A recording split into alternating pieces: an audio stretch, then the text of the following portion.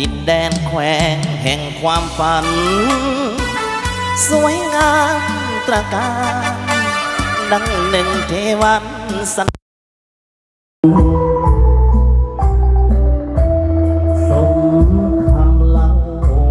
ลือเมืองหลวงพระบาทปราสาทเวียงวังแวววาวสะดุดตา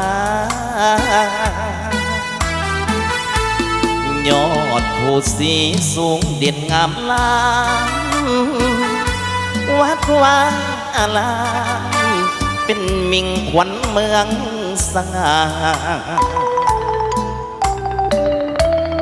ฟุ้งสนทั่วไปใจล้วนเมตตาพุทธศาสนานำพาสุขใจดินแดนแห่งความวิไลเลี้ยวแลแห่งได้ส่วนจิตใจเบิกบานเพื่อเที่ยวสมที่ลมสำลาพบเห็นแต่หอยยิ้มนั้นภาพฝันซึ้งตรึงใจ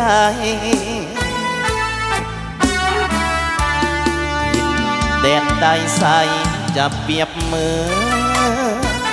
ฟังใจติดเตือนบ่อาจหลงเลือนลืมได้ยิ้มนั้นแนบตรึงซาบซึ้งลึกไทยมีค่าความหมายไมตรีต่อกัน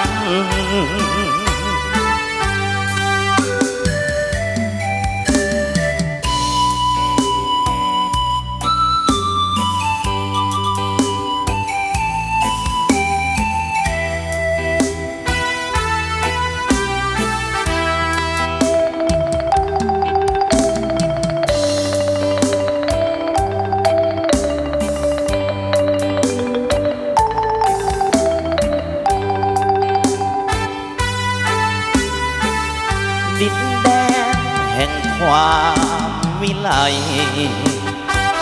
เลี้ยวแลแห่งใดส่วนจิตใจเบิกบานเเที่ยวสมที่ลมสำลาพบเห็นแต่หอยยิ้มนั้นภาพฝันซึ้งตรึงใจ